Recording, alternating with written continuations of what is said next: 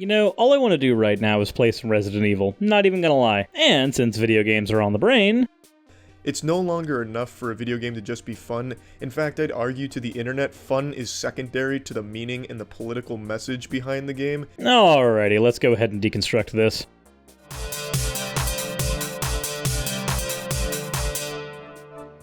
This video was brought to you by the wonderful people on screen here who support me over at Patreon. If you want to support this channel and what I do, then please check the link in the description or the link at the end of the video. Alrighty, so before we get into Critical's video, which I'm probably going to have a lot to say about, let's go ahead and get to fan art. First we have a badass Suris by Sideshow Kaz, and another one by Silas, and finally a strangely lewd Suris from Onebologist. Alrighty, with fan art out of the way, let's get right into the video. But what I want to talk about today is the internet demands video games always have a deep meaning or be politically charged and motivated, be socially conscious and socially aware of everything that's going on, and I think that's really detrimental to video games as a whole. It's no longer enough for a video game to just be fun. In fact, I'd argue to the internet, fun is secondary to the meaning and the political message behind the game.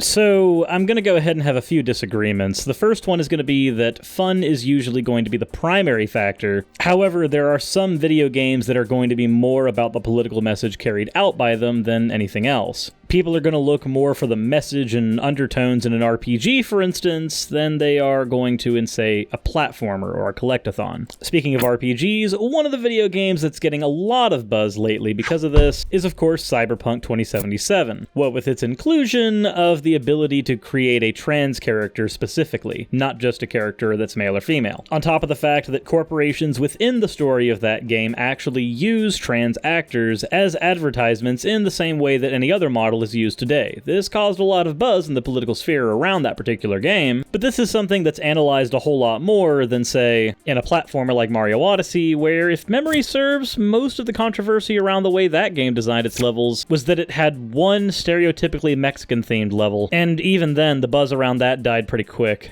And I think that sucks some fat, filthy butthole.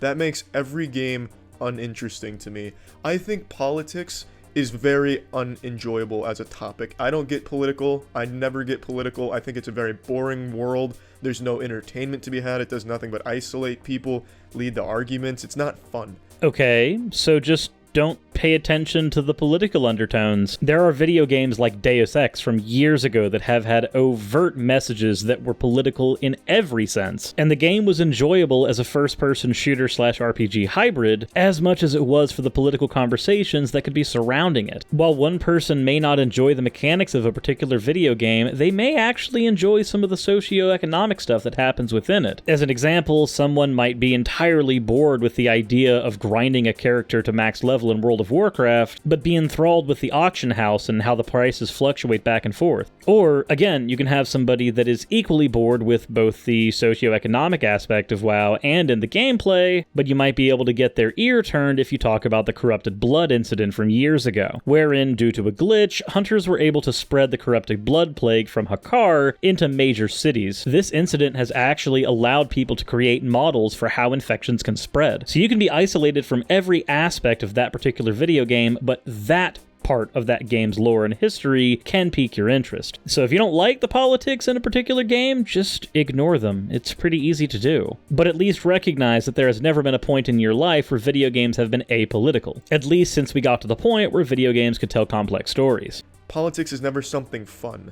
And video games, at their core, were always meant to be a fun escape from reality, a fun time investment, just fun in general. And now, making every game so politically motivated, it makes it not fun. Okay, but how is every game politically motivated? And the internet makes it even deeper than that, where if you don't like a certain game, it somehow gives people the impression that you're some politically charged loser, or you're not a politically charged loser, and thus you're a loser for not enjoying the politics in the video game. You not liking a game now is an indication of what side of the spectrum you're on politically. That's so fucking pathetic. Okay, yes, but where does this happen? I know that there are definitely people who fight for their particular console of choice, as an example, and they can denounce people who say have a PlayStation 4 instead of a Switch, or have an Xbox One instead of a PS4, and there are definitely rivals in different video game communities, like, say, the Dota and League community, or even in the Overwatch and Paladins communities. People are going to decide whether or not they want to like you for any number of reasons. There are people who get onto me for my weight, even though my weight has absolutely zero to do with any message that I advocate for on my channel. It just seems to be something that you have to learn to get past. The only person between you and enjoying a video game is, well, you.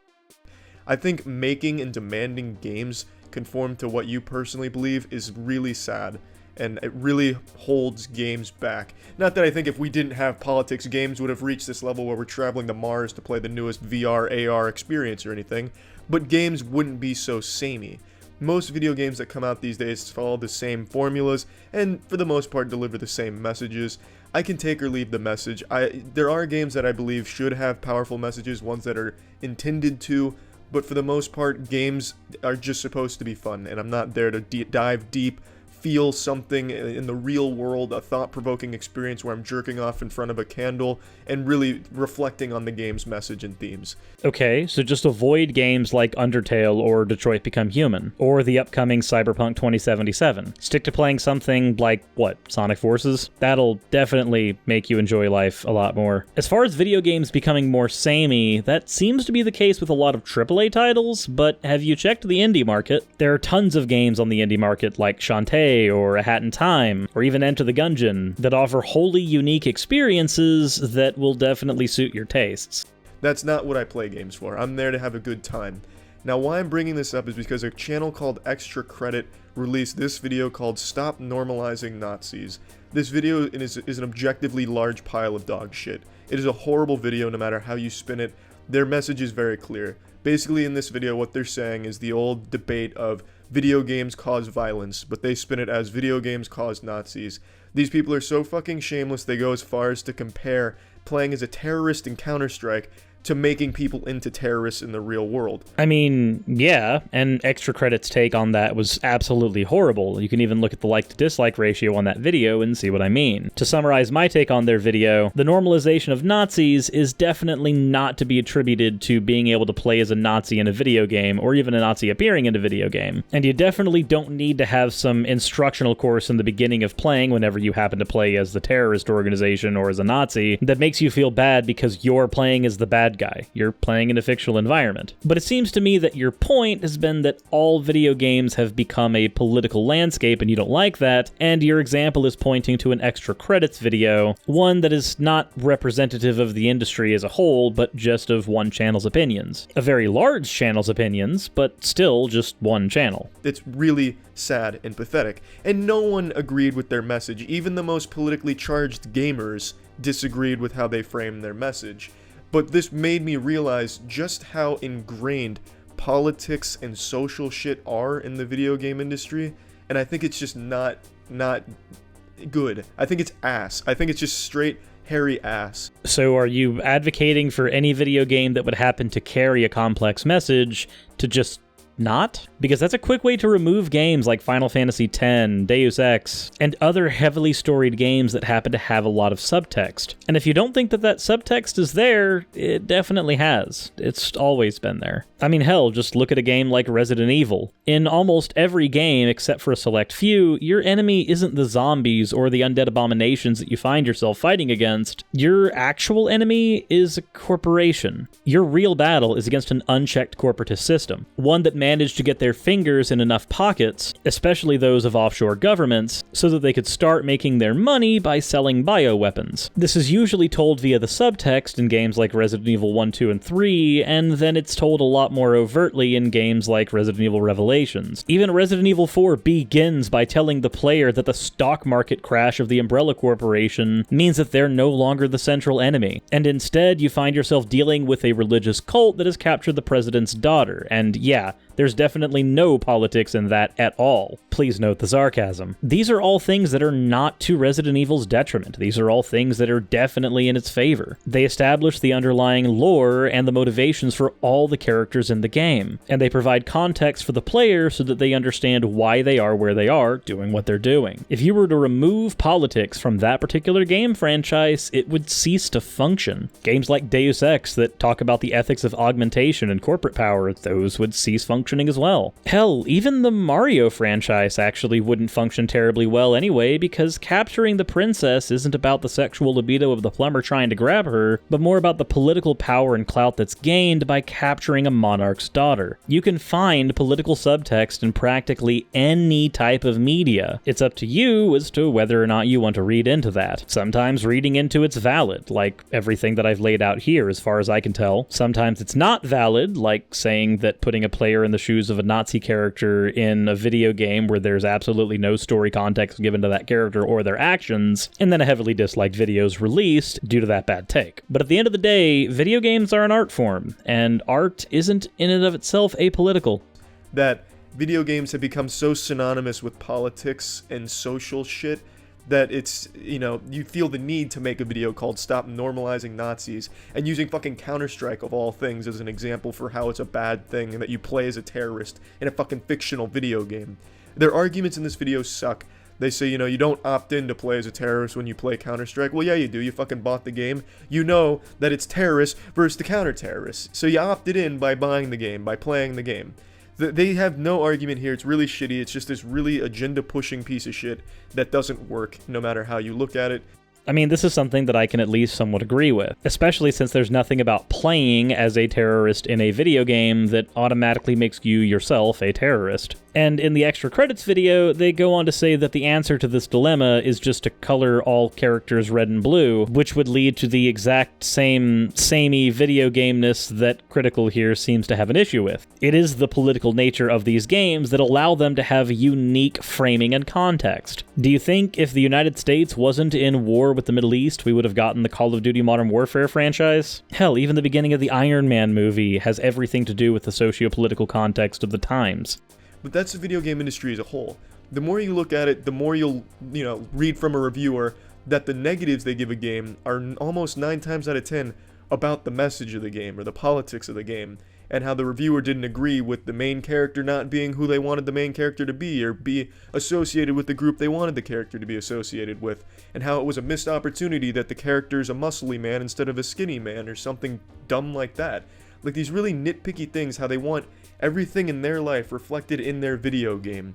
So you have a problem with people projecting themselves onto characters that are more often than not meant to be representations or avatars of the player playing the video game? This is one of the reasons why we have so many games with silent protagonists, for example. If a few video game reviewers give a bad score to a game because they couldn't play as their particular gender or body structure, so what? Some video games are based on the idea that you can do that, and some are not. I'm not a short, portly Italian plumber, and yet if I play Mario, I will find myself as a short, portly Italian plumber. But I don't think that that point says anything about the games industry itself. That has to do with the reviewing industry. These things definitely go hand in hand, but your criticism is levied at the gaming industry and how gaming has become political. But you have yet to bring up a substantial point that has to do with gaming itself. Your points seem to be about the people talking about these games. Why do you want that? Why do you want your fictional piece of entertainment to reflect the sad real world? That fucking sucks. Who wants that? That's like going to sleep and dreaming of doing your taxes. When you dream, you want to be flying around like Superman, firing lasers from your fucking eyes, bench pressing 700 pounds, and, fucking supermodels. You don't want to go to sleep and you're in your high school classroom taking a goddamn math test again. It's stupid to want that from a piece of fictional entertainment. Then I guess you don't understand how immersion works, because immersion is the ability for a game to actually put you into that character's shoes, to make you feel like you're in the game world. Sometimes this is achieved by a level of realism, and sometimes this is achieved through game mechanics. For instance, The Legend of Zelda: The Wind Waker is an incredibly immersive experience, but it has nothing to do with how realistic the game is, either in mechanic or in look. But then if you play something like, say, the original Crysis, the PC breaker of 10 years years ago, that game's immersion factor is due almost exclusively to how much it resembles reality. Also, on the point about video games resembling reality yet being incredibly engaging, Papers, Please exists. A game that literally just has you filing documentation for people trying to go in and out of a country, and yet it's been noted as one of the most engaging experiences in years for many players. Or how about the Stanley Parable, that literally has its entire basis on being an incredibly boring video game that emulates the inner monologue of somebody in real life. That game is all about the experience and zero about the fun, and it works because of that. So I think an argument that says that video games should always be something that allows you to escape reality is just as dumb as an argument that says that all video games should be realistic. Different video games are going to use different methods to immerse a player. It's really dumb, and it holds the whole goddamn thing back because developers like CD Projekt Red is a good example, how they got attacked for Cyberpunk 2077 that's not even out yet, just this whole laundry list of social problems that they noticed with the game or things that were missing or they felt were missing from the game. So then CD Projekt Red had to go back, allocate a whole bunch of time and resources to make everyone happy that the game is so socially aware of everything in the world that's going on right now to try and make everyone that exists on the internet happy. So all that time they spent doing that could have been spent making the game more fun, making more quest lines or stories for more characters. It feels like to me it holds developers back, it holds games back, and I just don't get the purpose. Why does everything, and I guess it's not even just games, but everything these days has to be so deep and politically driven that it's sickening? So I'm glad you brought up the example of Cyberpunk 2077, since I did as well earlier. That is a game that literally has political messages within its story, so the way the developers frame those political messages is incredibly important. There are corporations within the story of the game that literally use trans people as models specifically because they're trans, like women with penises that are specifically being used to advertise drinks called Mix-Up. It's literally a fictional world emulating what happens in reality, where corporations will use people because they're star power or because of some other token reason they can, as long as it will make them a buck. There's nothing inherently wrong with that, because it works within the context of the game itself. Not to mention, your point seems to be that people would be allocating resources into that instead of making more quest lines or doing other things with the game that you would deem important. But there's absolutely nothing saying that they aren't also doing that, or that they hadn't already finished all of that work, and instead were polishing up their world building in order to make sure that they didn't step on anyone's toes. But again, all of this is moot because the game expressly wanted to communicate political messages. So arguing that politics is ruining a game that is overtly trying to carry that type of message is a little bit silly. It's like having the movie Soylent Green without the underlying context of overpopulation. The movie's story ceases to function. And that if it's not deep or politically driven, fucking John Wick got shit on because there wasn't enough politics or social issues addressed in the fucking movie. As if you're going to a movie like John Wick looking to have your goddamn ideals reflected or having a thought-provoking message delivered down your urethra. It makes no sense to me. I don't know why people want the fictional shit to be reflective of the real world. It should be totally separate. It shouldn't be held to this standard where it needs to be powerful or deep. I think it all just needs to be fun.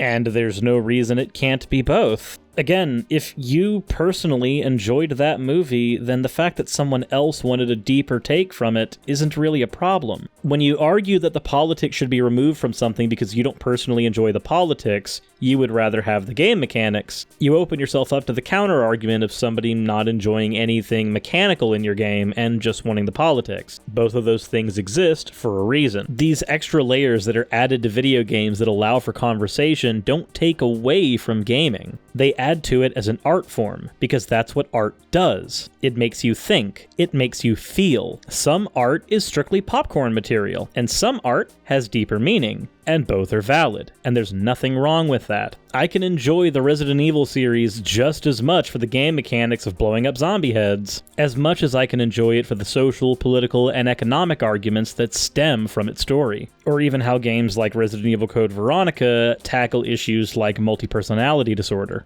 Again, these are not things that take away from these games, they are things that add to them. They put more meat on the bone of the turkey leg that is the gaming industry. And nobody's telling you that you have to eat the entire turkey leg, just eat the parts that you like.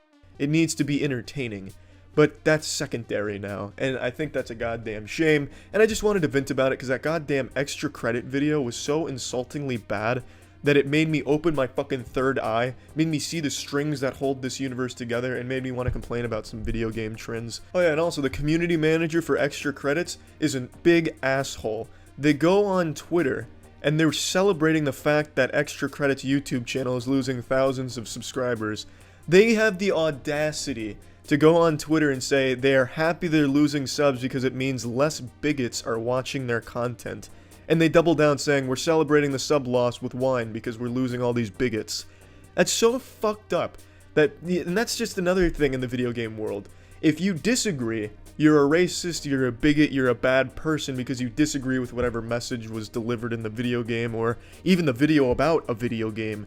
It's just unreal. Again, if a video game happens to have a political message and you disagree with the message that video game carries, then that's a conversation in and of itself, and that conversation's valid, and it's okay. But if I might give you an example, someone who's, say, a Nazi might disagree with the underlying message that's definitely not subtle in, say, the Wolfenstein series, and that's that Nazis are inherently bad because of their bad ideas, and therefore are an enemy. But then we get to have a conversation about that. Why do they disagree with that message? And it is through that conversation that we can maybe expose why people think the way that they do on certain topics. In some cases, we do find that people are bigots. For instance, if somebody didn't like The Walking Dead because they had to play as Lee, who is a black character, we can at least ask the person why. There's nothing wrong with the ability to have those conversations. But if you don't want to have those conversations, that's fine. Just don't engage. By making this video, you are openly engaging in political discourse, while simultaneously complaining about political discourse and how much it bores you. You're not losing bigots. You're losing people that thought the video was really shittily done, which it is. It's a really bad video. Even people that do agree with your message, and I don't imagine there's so many people that agree playing a terrorist in Counter-Strike makes you a terrorist, but even lunatics that do agree with that shit on your video because it's a bad video.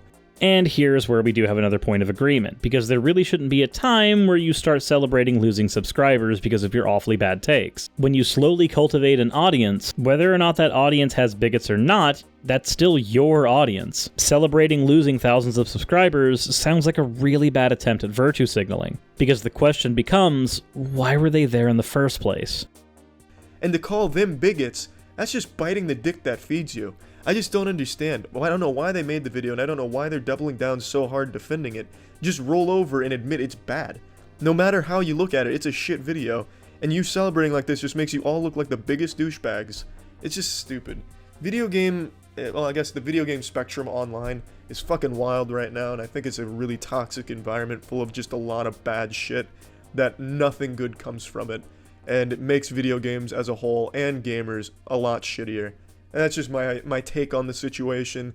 That's about it. So yeah. And your take is a little mixed. I pointed out times where I agreed with you, and I pointed out times where I definitely disagree. So to summarize, no, Extra Credit should not be celebrating the fact that they made a bad video and people are unsubbing because they made a bad video. This is the one point of yours I agree with, but every other point about how video games should be apolitical is just nonsense. Video games are an art form like movies, TV shows, paintings, literature, etc. And none of these things have ever been apolitical. There are certainly variations of them that are apolitical, but the ideas behind them are not. Even a game like Sonic the Hedgehog has a very pro-environmentalist message, even though it's kind of subtle. Politics in games is just not something you can escape, but it is something that you can disengage from. But anyway, that's how I felt about Critical's video. He's not overall a bad channel, but much like with the Extra Credits video, this is just a bad take. Anywho, I hope you guys enjoyed, and if you did, let me know in the comments section below. If not, let's be fair, you're already typing. I'll see you guys in the next one, and insert end of video tagline here.